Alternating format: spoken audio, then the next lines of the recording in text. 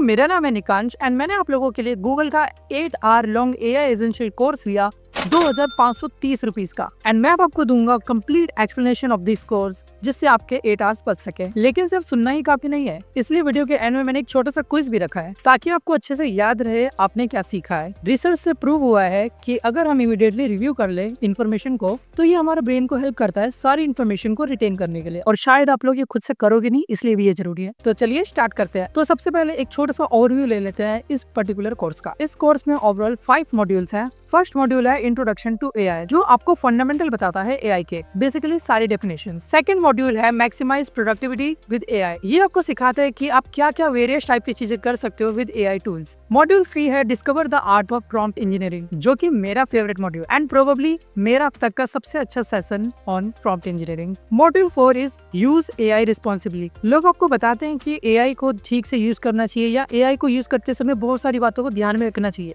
But exactly आपको करना क्या चाहिए ये आपको कोई नहीं बताता। ये मॉड्यूल आपको ये चीज सिखाएगा। Now fifth module is stay ahead of AI curve, जो आपको बताता है where you should be looking to keep up with AI developments. Now let's start with defining artificial intelligence. Artificial intelligence refer to those computer program जो cognitive task कर सकते हैं, basically ऐसे task जिनको हम ह्यूमन इंटेलिजेंस से associate करते हैं। फॉर एग्जाम्पल गूगल मैप आपको हेल्प करता है आपकी बताई हुई एग्जैक्ट प्लेस तक ले जाने के लिए, या फिर यूट्यूब का रिकमेंडेशन सिस्टम जो आपको आपकी पसंद के अकॉर्डिंग कंटेंट रेफर करता है या रिकमेंड करता है। Now AI is powered by machine learning, जो एक कंप्यूटर प्रोग्राम है जो एनालाइज करता है डेटा को for making decisions as well as predictions. इसको समझने के लिए एक एग्जांपल लेते हैं। मशीन लर्निंग एक ऐसा प्रोग्राम हो सकता है जो पता लगा सकता है कोई मैंगो पक्का है या कच्चा है।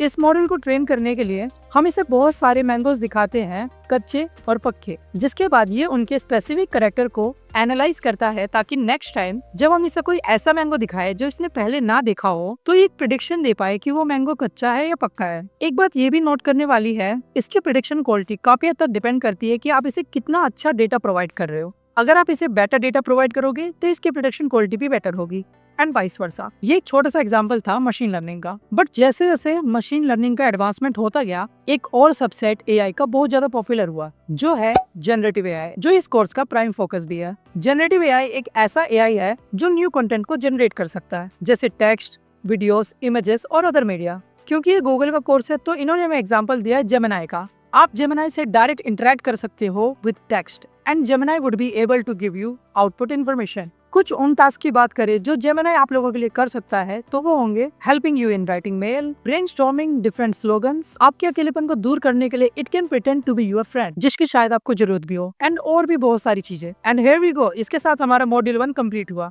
Now let's move on to second module which is maximising productivity with AI tools. आप मोस्टली एआई टूल्स या एआई मॉडल्स के साथ इंटरेक्ट करते हो थ्रू प्रॉम्प्टिंग, जो कि टेक्स्ट इनपुट होते हैं जो एग्जैक्ट इंस्ट्रक्शन देते हैं to AI model and then AI model आपके लिए आउटपुट जनरेट करता है। लाइक जब आपको जेमिनाई से मेल लिखवाना होता है तो आप प्रॉम्प्ट कर सकते हो write mail on this and that topic. Prompting बहुत हार्ड नहीं होती, बट जिस तरीके से जिस लहजे से आप कम्युनिकेट करते हो विद एआई वो बहुत ड्रामेटिकली चेंज ला सकता है on your output quality. And यही वजह है इस कोर्स में पूरा एक मॉड्यूल डिफाइन है on art of prompt engineering. But अभी के लिए prompting is the way you interact with AI. Google advocate करता है for a human in a loop approach. जब आप इंटरेक्ट कर रहे हो विद एआई, इसका मतलब है आपको एक पार्ट होना पड़ेगा during the process of interaction with AI. For example, मान लो आपने एक नया क्लोथिंग बिजनेस चालू करा एंड आपको अपनी कंपनी के लिए एक अच्छा सा स्लोगन चाहिए एंड आप जेमिनाई की हेल्प लेना चाहते हो। नाउ अगर not human in loop approach का यूज करें तो आप सिंपली प्रॉम्प्ट करोगे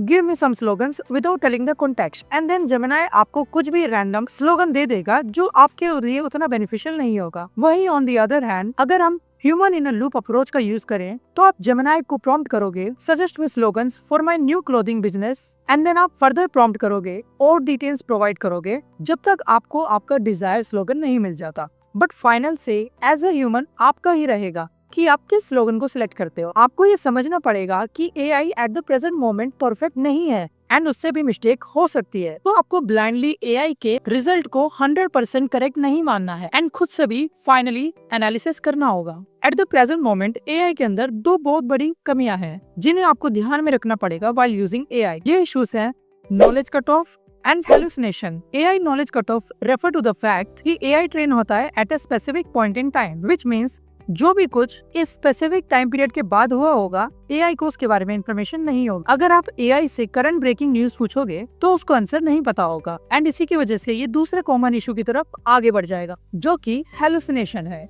ये तब होता है जब AI आपको कुछ ऐसा आउटपुट दे जो ट्रू ना हो। फॉर एग्जाम्पल, अगर AI को करंट ब्रेकिंग न्यूज नहीं पता होगी तो वो कुछ भी उलट पलट आंसर दे देगा। जनरली आप इन आंसर्स को ट्रैक कर लोगे, बट कुछ सर्टेन केसेस में ये रॉन्ग इन्फॉर्मेशन इतनी बिलीवेबल लगती है कि आप इसे सच मानने की गलती कर सकते हो। इसलिए AI की बताई हुई हर बात पे भरोसा मत किया करो। Let's move on to module 3, prompt engineering. जैसा मैंने पहले बताया था, ये मेरा फेवरेट मॉड्यूल है बिकॉज गूगल ने ये बहुत अच्छा किया कि उन्होंने हमें प्रैक्टिकल टिप्स दी जो हम प्रॉम्प्ट इंजीनियरिंग में यूज कर सकते हैं। ऑल्सो इन्होंने हमें बहुत सारे framework as well as tips and tricks बताई है जो हम प्रॉम्प्ट इंजीनियरिंग के दौरान यूज कर सकते हैं। प्रॉम्प्टिंग गाइड की बात करें तो पहली टिप होगी give clear specific prompt with context. For example, let's assume आपको भूख लगी है एंड आप जेमिनी से कह रहे हो for suggesting some restaurants in New Delhi. ये ठीक ठाक प्रॉम्प्ट है, बट बेटर आउटपुट के लिए आप इसे फर्दर कॉन्टेक्स्ट दे सकते हो। लाइक आप कह सकते हो I mean mood for Chinese food and for a cosy laid back environment. अपने प्रॉम्प्ट को और क्लियरली बताने के लिए ये बहुत इंपॉर्टेंट हो जाता है कि आप कौन सा वर्ब यूज कर रहे हो। जब आपने कहा just give me recommendation, Gemini probably list कर दे आपके लिए इन्फॉर्मेशन, बट थोड़ा और क्लियर होने के लिए आपको एक्सप्लिसिटली कहना चाहिए list out for me. Maybe बी आपको restaurant name, price point, description, popular food भी पता करना हो। सो इन दिस केस आप जेमिनी को कह सकते हो create a table formation with specific rows and column containing आपकी रिक्वायर्ड कंडीशन। देन आप इसे गूगल शीट के रूप में एक्सपोर्ट भी कर सकते हो। कुछ और कॉमन केसेस की बात करते हैं, like summarise the following text in an email from the HR, summarize its main point in a bulleted form. Classify. Read these customer review and classify whether the sentiment for review positive, negative or neutral. Extract. Read the blog post below and extract all the references to items and clothing I can buy and how much each item would cost. Create a bulleted list of just these items. Pro tip ये होगी कि हमेशा अपने final output को दिमाग में रखते हुए, ध्यान में रखते हुए कि वो कैसा दिखना चाहिए, अपने प्रॉम्प्ट को जितना ज्यादा हो सके उतना स्पेसिफिक लिखो अपने आउटपुट को डिस्क्राइब करते हुए। Translation. Translate our product description from English to Hindi. Maintain the same structure and casual tone that is used in English version in the Hindi version. Editing.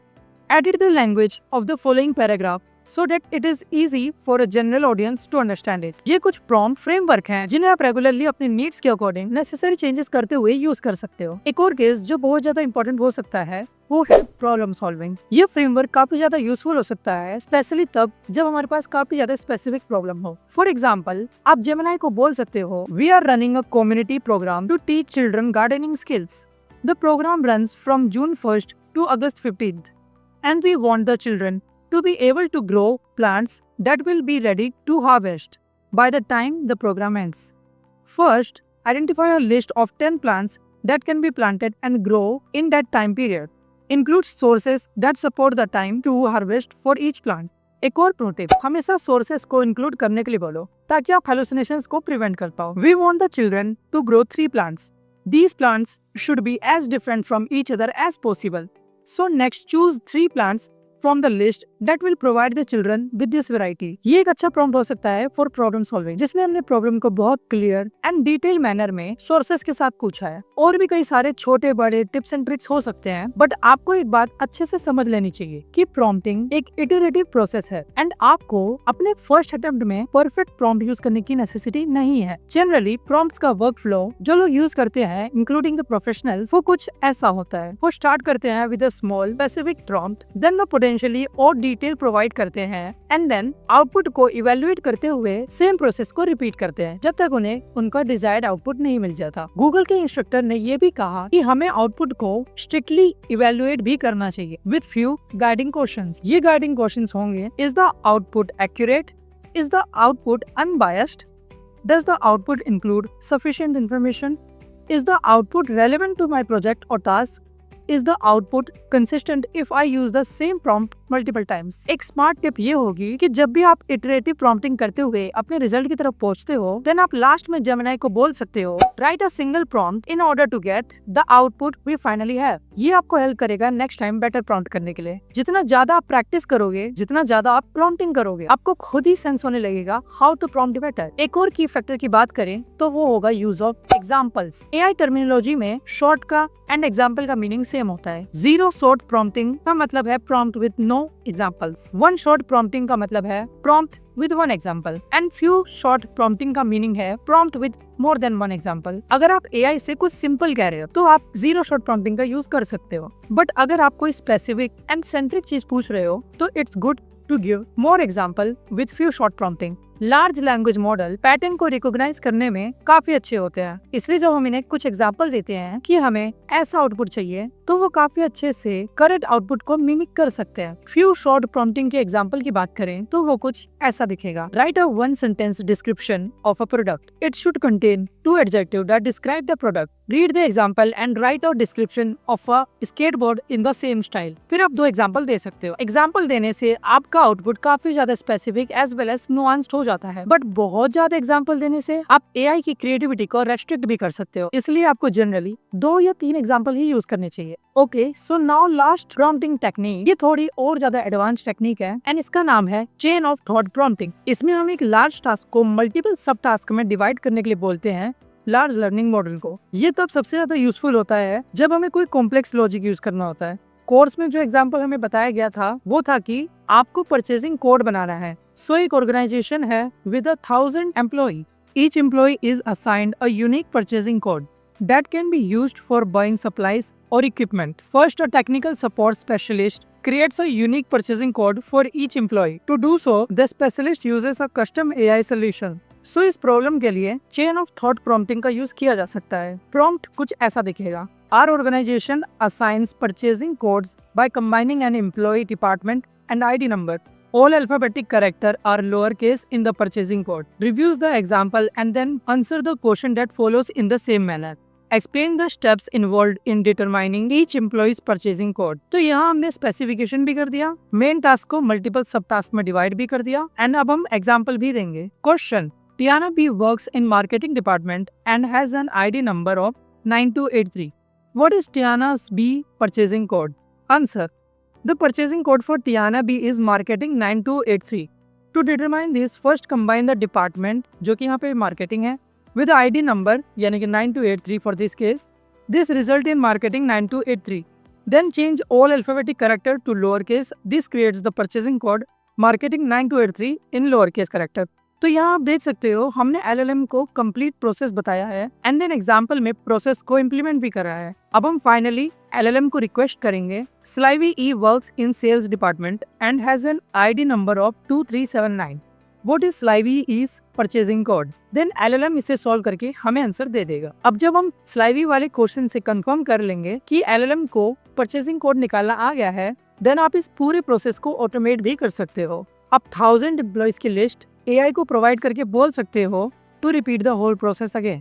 तो इसके साथ हमने इस मॉड्यूल को भी कंप्लीट कर लिया है एंड इस कोर्स का सबसे इम्पोर्टेंट सेगमेंट भी कंप्लीट हो चुका है। So the next step is responsible AI। इस पोर्शन में मेजरली थियोरेटिकल बातें बताई गई हैं। ये मॉड्यूल कम्प्लीटली बेस्ड है on the fact that there are lot of harms जो कि हो सकते हैं बाय AI टूल्स। जनरली ये होता है ड्यू टू बायस्ड आउटपुट। काफी अलग अलग टाइप के हार्म्स होते हैं जो हमें पता होने चाहिए। इसमें से एक मेजर हार्म है क्वालिटी ऑफ सर्विस हार्म।